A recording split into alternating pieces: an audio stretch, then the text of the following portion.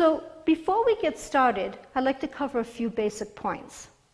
Fascial stretching is different than muscular stretching. And how is that so, you may ask?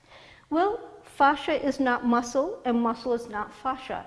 Its structure, its chemical makeup, and its function are all very different than muscles.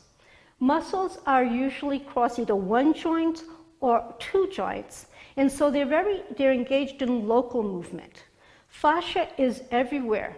It surrounds all your muscles, it surrounds your organs, it surrounds your bones, and it works in a 3D structure very much like this, very fractal.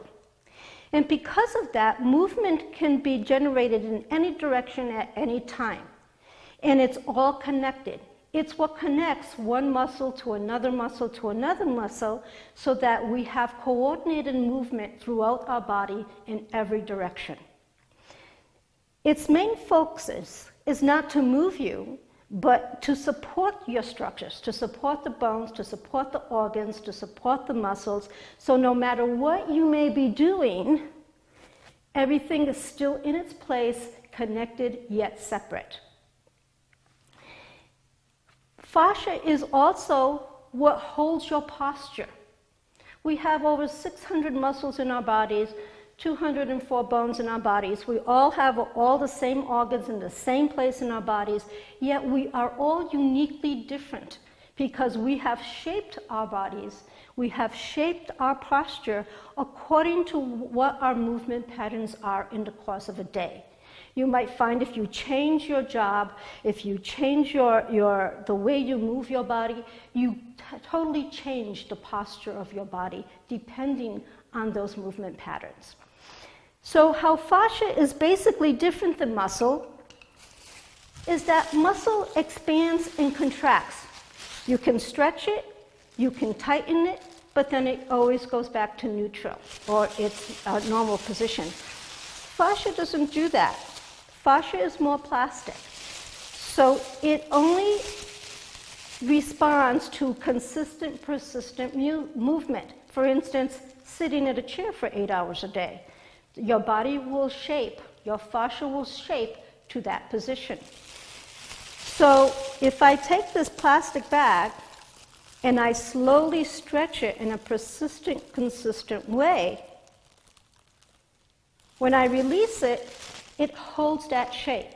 And it will keep that shape permanently unless it has an equal force in a different direction. So in that way, fascia is very different than muscles. It requires a long, consistent stretching.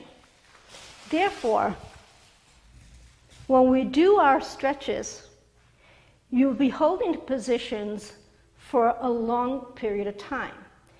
Sometimes it'd be 3 minutes, sometimes longer.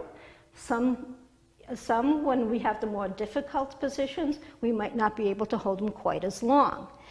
But our body's reaction, or fascia's reaction, when you first get into a position that is considered stressful for your body, its initial function of fascia is to protect. And it does so by tightening. Not contracting, but tightening. And when it does that, it supports everything and it compresses everything internally. So it actually closes you in. It almost feels like your skin is too tight for your body. So it takes a while, depending on how often you stretch and how hydrated your body is, that it takes a while for your body to say, okay, this isn't a threat, I can relax and let go. And for some people, that's a minute. So therefore, we have to hold those positions for over a minute. I prefer about 2 to 3 minutes, but that also depends upon your own body and what you are capable of doing. But it's not a passive stretch. You're not just sitting there and holding that position in a comfortable manner and allowing gravity to do it for you. You have to actively engage and reach, just like, for instance, If I just hold the bag and do this without putting any pressure, it's not going to change. It's only when I stretch it from both ends, or anchor one end and stretch the other, that I put the actual stretch into it, does it actually reshape itself.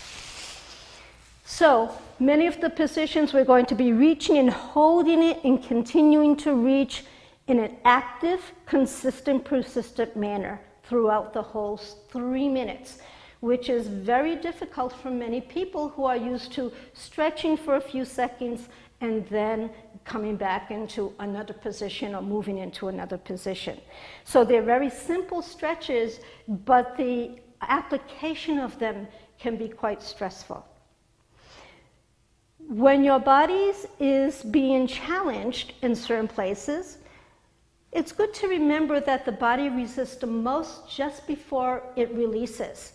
So you might find yourself fidgeting, wanting to get out of the position and just changing and moving things around.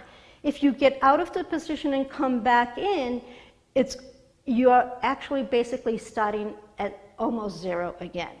So if you can hold that position, you can find yourself getting a little bit nervous, your breath will increase, your respiration increase, you find yourself maybe even getting warm and sweating a little bit.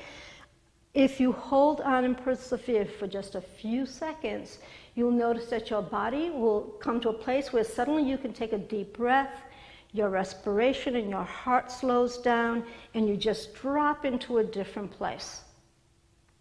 Okay?